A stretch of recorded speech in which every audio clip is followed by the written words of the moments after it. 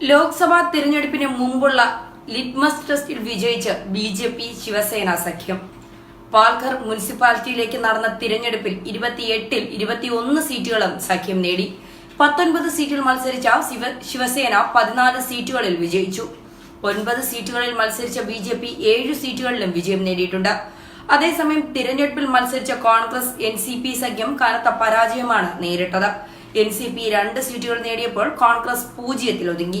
ശിവസേനയിൽ നിന്ന് റിബൽ സ്ഥാനാർത്ഥികളായി മത്സരിച്ചവരിൽ 5 പേർ വിജയിച്ചു. മഹാരാഷ്ട്രയിൽ ഇരു പാർട്ടികളും സഖ്യമായി ലോക്സഭാ തിരഞ്ഞെടുപ്പിനെ നേരിടാൻ തീരുമാനിച്ചതിനു ശേഷമായിരുന്നു പാൽഘർ തിരഞ്ഞെടുപ്പ്. ഇടക്കാലത്ത് നിയമസഭയുൾപ്പെടെ പല തിരഞ്ഞെടുപ്പുകളിലും പരസ്പരം മത്സരിച്ച ഇരു പാർട്ടികളും വീണ്ടും സഖ്യം ചേർന്ന് മത്സരിക്കാൻ തീരുമാനിച്ചത് ഈയിടെയാണ്. ഈ സഖ്യത്തിന്റെ ആദ്യ കടമ്പയായിരുന്നു പാൽഘർ. സഖ്യത്തിനു വേണ്ടി മുഖ്യമന്ത്രി ദേവേന്ദ്ര ഫഡ്നാവിസും യുവസേന നേതാവ് ആദിത്യ താക്കറെയും തിരഞ്ഞെടുപ്പ് പ്രചരണത്തിന് എത്തിയിരുന്നു. അതേസമയം ലോക്സഭാ തിരഞ്ഞെടുപ്പിൽ ബി.ജെ.പിയെ കൈവിട്ട് സഖ്യകക്ഷിയായി ശിവസേന ഒറ്റയ്ക്ക് മത്സരിക്കുമെന്ന പ്രതീതി ഉണർത്തിയെങ്കിലും തമ്മിലുണ്ടായിരുന്ന തർക്കം മാറ്റിവെച്ച് സഖ്യം ഭദ്രമായത് എൻ.ഡി.എക്കും ഒപ്പം ബി.ജെ.പി. ദേശീയ പ്രസിഡന്റ് അമിത്ഷായുടെയും രാഷ്ട്രീയ വിജയമായാണ് വിലയിരുത്തപ്പെട്ടത്. ആകെയുള്ള 48-ൽ 42 സീറ്റുകൾ നേടിയാണ് ബി.ജെ.പി. ശിവസേന സഖ്യം 2014-ൽ മഹാരാഷ്ട്രയിൽ തിളക്കമാർന്ന വിജയം കൈവരിച്ചത്. ബി.ജെ.പി. 23, ശിവസേന 18 സീറ്റുകളാണ് അന്ന് നേടിയത്. എന്നാൽ തൊട്ടു പിന്നാലെ നിയമസഭാ തിരഞ്ഞെടുപ്പിൽ സഖ്യം പിളർന്നുപോയി.